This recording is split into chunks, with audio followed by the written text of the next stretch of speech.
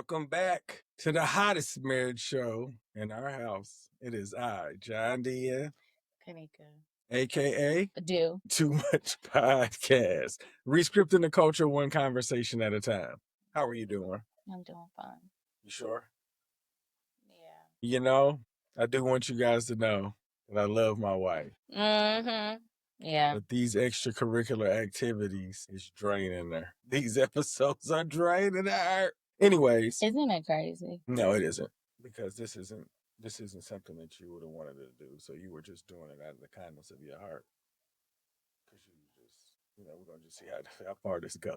Yeah, I don't think you thought it was gonna go 4 years. No, it's been so long. I know you didn't think that I it was gonna make it here. I didn't.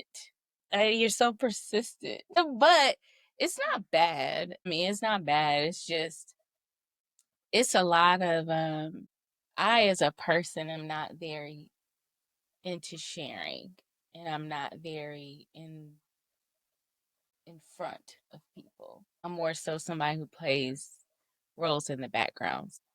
Yeah. 4 years and rolling. Well, hopefully you guys start to catch on, because if it don't start making sense, this will not make sense. But I'll try to manipulate you a little longer until we can get to where we need to be. Yeah, that's never the goal, it's no. I feel like this is like when you're supporting, like there are things you can do to be a part of and engage with someone that you love and the things that they're really, really interested in, and you just go in. It doesn't have to be your thing necessarily. And from the beginning, it's been kind of uncomfortable for me because I'm not in front of the camera type of person. But it's fun to see his face light up when he's talking about, all of the things he's doing, what he's thinking about, what he wants to share with people. Much like when he's grabbing a rake out front with me, and I want to do some of the art and you don't want to do it. I don't, but I mean, I got to the point where I don't have a problem with doing it, though. So I'm behind. No, not at all. You did this 4 years. Like, that's a long time. Like, we've done a lot of episodes, and I can say that it's helped us. It's helped us put the hours we need necessary to enjoy each other's company outside of this. Yeah. Like, when I come home from work, I'm not dreaded seeing you. Okay, that's awesome. No, I'm saying, sometimes you're like, I gotta hear him out. Like, that doesn't ever happen. I don't think it happened before, but I know that was one of those messages that you hear from your friends, like, oh, she's gonna be mad. You were never like that. No, thank you. But there were times where I felt like like the me time. I felt like I needed my me time, and I just created that before I got home, so I wasn't tripping or anything. But I don't even think I needed that anyway. Like, I thought, like, I think everybody does. no, for sure. But I'm just saying, the way that I said I needed it, like, I think it just became a practice where I was just away from the house, because this is what I do to decompress, yeah. But you guys weren't a problem. Yeah. I just remember my father. I know. And for those of y'all that don't remember, my father said he went to work to find peace. That's crazy. Mhm. But the more John describes himself as a younger child, I believe it. But that's okay. Yeah, I think I was, I don't know. I think I was just like the bird you kick out of the nest, and I was just trying to figure it out because nobody was talking in my language. And unfortunately, because I couldn't understand everybody else, I got in a lot of trouble. A lot of trouble. I'm going to show you how much trouble I got into. Like, when I first came back from Abu Dhabi, we went to Cancun to celebrate my sister's birthday. Yeah. And my second older sister said, John, you was so bad when you was little. Why is she thinking about that? Notice they called him John. That can only be the name of a kid you mad about most of the time. He's so silly. Lele, Nene, John. Anything that you double up. No, it was because it was always somebody that was older than me that was John, or Big John. I was Little John. But John. Anyways, yeah, I was John, and I was bad, and that's unfortunate because I think I was misunderstood, because I was definitely not trying to continue to bother people. But I think that has a lot to do with, Like I was telling him, we were the generation before people really cared about fires and IEPs and stuff like that. Those special plans they have for kids that need a little bit more support or some intervention in order for them to get the maximum. Like you were a great academic student, but behavior wise, he was a busybody. Like he was saying, once he figured out what a teacher's pattern of how they assign things, he would do his work for the week on Sunday so he could be free all week in class to be a busybody. And I was like, No, it wasn't to be a busybody. It was for me to enjoy the parts of school that I enjoyed. I did what you told me to do, but they wanted me to just sit there and be quiet. And then I couldn't go to sleep. right. That's how I ended up drawing. But I wasn't that. I didn't care about drawing enough to where that could keep me out of trouble. It only kept you for a minute. Yeah. Yeah. You know, when I think back, there probably were a lot of kids, family members, friends I had when we were younger that could have really benefited from somebody saying, okay, rather than just saying you're bad, let's figure out what we can do to redirect some of that energy. They probably could have gotten you into some really great activities and built up some of your skill sets if they would have been able to redirect him. But you know, I feel like a lot of the times, it had to be like extreme learning disabilities that they put you in this class, or you are like the gifted and talented kids, and then they send you off somewhere real quick for a class or whatever. But the in between kids, the kids that were able to do the work, but they needed a little bit of help to like behavior wise, we just didn't have anything for that. And I think even with parents, like our parents, it was very simple. It was a bad kid or it was a good kid. There was no in between. Parents didn't say, well, you know what? But if you put this in front of John, he's good. Or you know what he's really good at? He's good at this. We didn't focus on stuff like that. Yeah, and you know, I grew up in Louisville, Kentucky, so it was predominantly white. And when I look back, like I was one of the few black kids in the classroom, so I don't think they had the resources to be Yeah. exposed to behaviors that. Well, I don't think that your behavior was limited to you just being a black kid. I No, no, think no. I'm there, saying as far as uh, that behavior just was not in the classroom, yeah. other than me. So I'm saying me being black, they didn't have no resources for me. Okay. So we're gonna let that ride. Yeah, just like for real. Like being an educator, I know that educators want to help. If they are not exposed to this behavior, they're not gonna like. I don't know. I just don't see them outsourcing. Yeah. I mean, even now you see schools that don't have the resources to really be able to support Yeah, but kids the way they're supposed to. But information is more available now versus then. I know back then you didn't hear anything about that. Like if somebody says someone had special accommodations, it was usually for people who had like extreme Oh yeah, disabilities. It absolutely. wasn't about behavioral. It was just either you were good or you were bad, and that was the end of the story. So, but you know, here we are, and you persevered regardless. You know, so now I see like the trauma from when we were younger to this age as far as raising kids. But I wonder what is the trauma going to be for our kids, you know, like, because we already know what it's going to look like when parents are stretched thin raising kids. Yeah. So we have an idea about that. But what about when you have parents that healed along the journey from their trauma? What do they give their kids? Because it's not going to be a perfect kid. Like this is the way you raise them, but what are they going to get at that age that we have no idea? We're about to find out. We are. In about 10 in about 10 years, our kids, if not earlier, our kids are going to, as adults, start sorting through. Because I always tell my kids, our kids, when they turn, and they say it, they repeat this now. It's just like if somebody asks you about, they start talking about mitochondria, what's the first thing you think? Plants. No, people usually say Sunlight. it's the powerhouse of the cell. That's Oh, I usually thought it's, that's isn't that like where the oh never mind. well, usually it's like, I do know it's in the cell though. yeah, when you say something, there's a automatic thing that certain people say, right? And with Day and Dallas, they will tell you over and over again their brain is not going to be fully wired until they're in their mid 20s. Yeah. Because I always tell them, I'm like, you know, there's so much your brain is not even forming to the point of, even though one of our kids has turned 18, she is not fully formed. We say that's an adult, but I got her a shirt that said officially adult-ish because you're not yet. And so they're very familiar with the idea of taking the influences and experience that they had with us and then what they had with their peers. And then as they get exposed into semi-adulthood, like college years, all of those experiences by mid-20s are going to mesh together. And it's like it's going to be sitting in front of you and you're going to sort out the stuff you want to keep and the things you want to throw away. I don't believe this, even though that was something that was taught to me.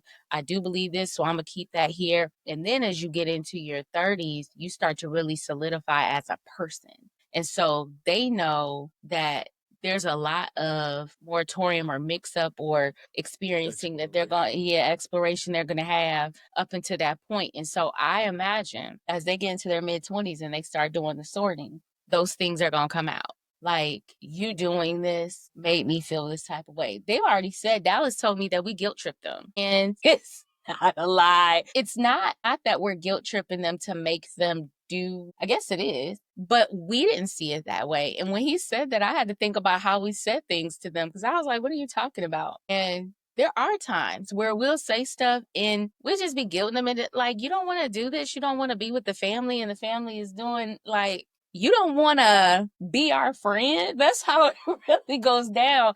And I said, when you guys kind of give us an idea of what you want or you don't want, once we start trying to convince you in the other direction, making you feel like it, like you don't want to be a part of the group, that does do something, because we don't want other people to be able to influence them like that. Once they say they don't want something or they do want something, that should be the end of the conversation. But he taught me that, and I was like, okay, I got to really think about what we say to them in those moments. So that's something that he started early on. And even with Day, sometimes one thing about her, when you say something today about what you want her to do, she really don't care. She'll be like, there's no guilt trip for her. She'll be looking at you like, I don't want to do that. But I think that we're going to figure all of that stuff out as they get in their mid-20s. I remember having conversations with my mom in my late 20s and 30s as I was becoming a mom and seeing things. And I'd be like, Mom, I remember when this used to happen and that used to happen. And she'd be like, I don't remember that. And some people, they've talked about how they'll tell their parents about things that traumatize them. And the parent be like, that didn't happen. It wasn't really like that. She'd be like, what? I know my mom was in a cloud a lot of the time when we were growing up because my younger brother was involved in everything under the sun. And I was trying to be in a whole bunch of stuff I ain't had no business. And then my older brother was trying to be independent, but my mom was trying to make sure he was okay. And so she was everywhere. So all those little things I was experiencing and I was thinking about, and I'm like, Mom, this is happening. She was like, when was all this stuff happening? There were things I was thinking I could or couldn't do, and I never talked to her about it. She was like, what made you feel that way? What made you think that way? And so I imagine that when the kids get in their later 20s, they're going to come back and talk to us about, you remember that time when we moved into the house and all of this was happening? Do you remember that time when we were deciding if, a family member was going to live with us, or what would, all of those things are going to come? Just thinking, it just made me think how you said that Dallas is jealous how he thinks Day talks to me and he can't. Man, when I say Dallas was like, I can't believe. Can I tell part of the story? So Dallas, Day, and John go bowling. I'm not there. They come home and something's wrong with Day. And I can't figure out, but she's sitting in the kitchen and I'm like, what's going on? She's like, nothing. And I'm like, no, I think something's going on. Now, while I'm saying that, Dallas comes in and he comes directly to my ear. He says, we need to talk later on tonight in your office, because he be having office hours with me at night. And so I was like, okay. So Day leaves. And then John comes in and tells me about this conversation they had at the bowling alley and how he was trying to correct Day on something. And Day did not like it. She did not like being corrected on this particular matter. She didn't understand why he felt like it was so important. And so, so they were still bowling. The situation passed. And John looked at, Because I asked her, I said, Day, are you upset with me? And she said, yes. and Dallas was Like he's looking like, oh my God, I can't believe she said yes. Like right. what is she supposed to get in trouble for saying yes? Look, if she was, they didn't know, because she was like, yeah, Yes, and I was like, basically, yeah. and I told her she didn't have a reason to be upset with me. I was protecting her, and she just felt like I wasn't, but she was upset Yeah. because of what I wanted her to do. Yeah. But the whole point of this conversation is to say that Dallas thought that Day had like courage to say she Yeah. was upset with me. Like, I don't know what I've done for him to feel like he can't tell me he's upset with me, but he thought she had all the cojones. He was amazed. He was like, so it's funny because let me see, so John was like, I just need to understand why she was upset with me. Like what I was saying was not, it wasn't harsh, the tone wasn't this or whatever. So later I'm talking today and I'm kind of trying to get this information from her. Like, what was it? Like da da da da da. So Dallas comes in and he's listening to the conversation. He's kind of chiming in, like, yeah, I couldn't believe she said that. Like, you said that to father? And I was like laughing. But then while we're talking, John comes upstairs. And when I say it's 2 entrances to our dining room, it's 2 entrances to our kitchen dining room. And John is coming up the stairs by this entrance. Dallas starts to creep out the back entrance. And John goes to the bedroom. And Dallas comes back into the kitchen. And I said, why did you get out of here? He said, I'm not about to be part of the revolution. And I was cracking up. I said, it's not a revolution. Like we're just talking today about how she felt, how she responded. Did she, what was the outcome? How did he read it? Like just trying to get both of them into the same space so she understood her dad and her dad. I could understand better to translate to her dad what she was feeling. Dallas was like, this looked like this might be he does not play about John. John is very, like I tell Dallas and I tell John, when John is a very, very larger than life type person. He's not, your personality is just really big. And Dallas's personality, he has a great personality, but he stays in the background kind of.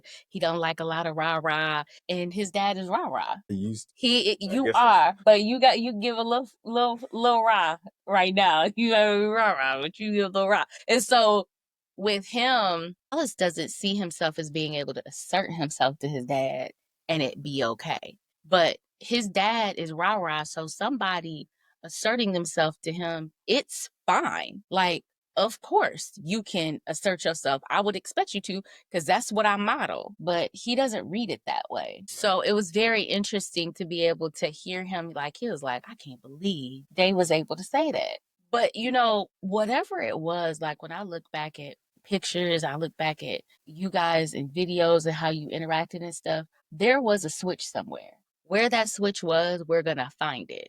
Dallas is going to find it and then he's going to come back and tell us. Because there was a time where all Dallas wanted, like he was just as busybody as his dad, as far as like talking to people and being lively and stuff.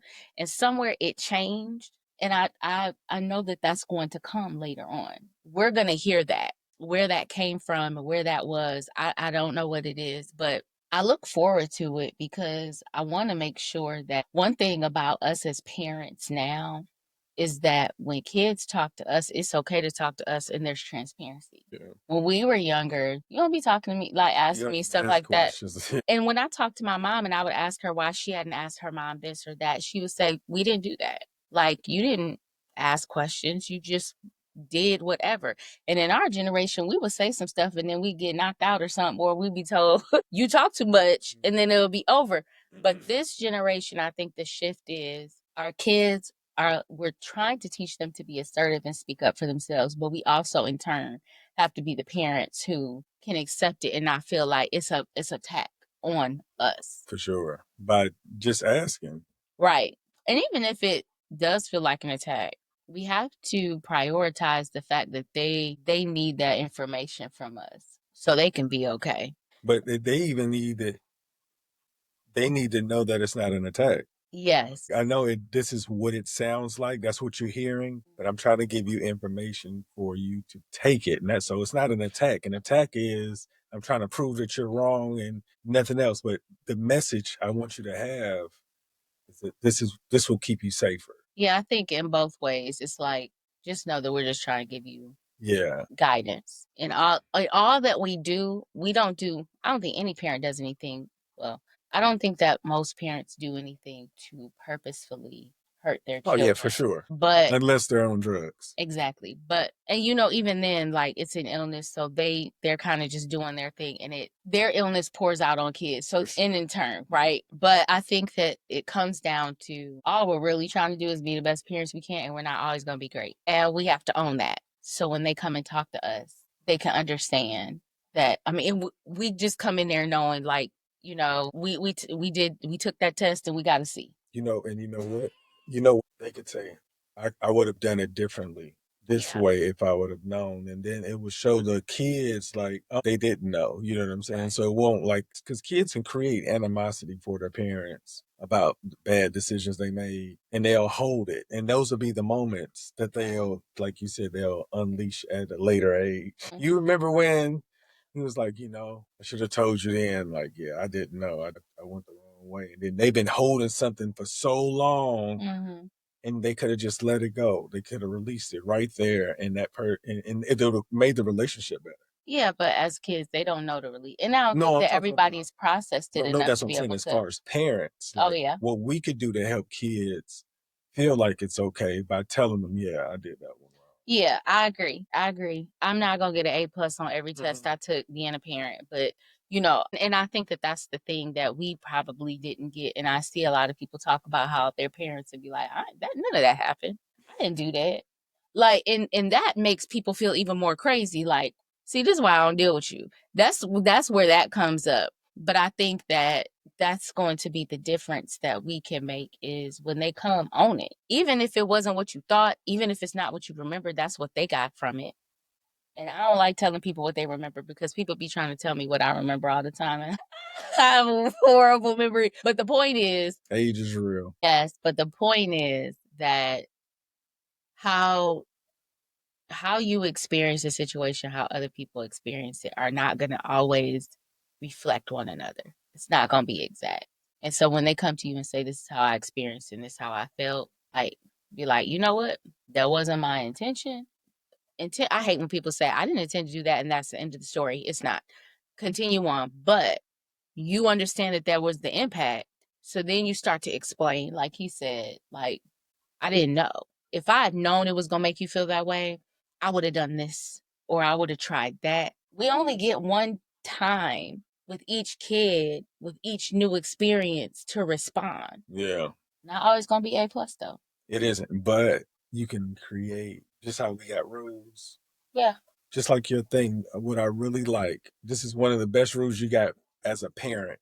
When your kid is afraid to come to you when they're in trouble, you're not their safe place. But my wife is the safe place out of us two because I know they'll go to her. Her philosophy is what's next, not chastising them while they're in trouble now. It's like, okay, what's next to get you out of this situation, and then we'll revisit how you got there at a later time, but not give more stress than they already in. They was already scared or whatever to tell you, and now there's no need of beating them up because they're gonna remember that feeling if they get in trouble again. And they're kids; they're gonna make mistakes. Mm-hmm. So the what's next I thought was really powerful as far as like even helping me if they do ever call me because you're not available.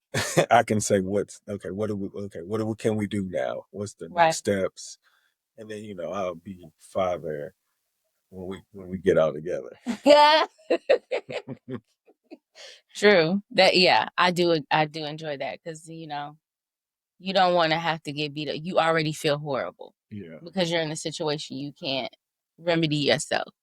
So ain't no point in me telling you what you already know. What we about to do to fix it though? Yeah. Yeah. That to me, yeah, I wasn't telling my father anything. I was gonna figure it out. That's scary. It is scary, absolutely. And I'm saying, like, I don't think I had the worst childhood. So I can only imagine there's another group of kids that ain't telling their parents anything either. Absolutely. So parents become that safe place or they're gonna get their feedback from their peers. And they don't know nothing. So then there's that. Yeah. But anybody you want to give a shout out before we get out of here? No. I want to thank you guys for tuning in. I know this is a little different setup. We'll figure it out. Bear with us. Y'all make today better than yesterday. Don't worry about anything you can't control. GATA. Get after that action, or that action will get after you. Be great on purpose.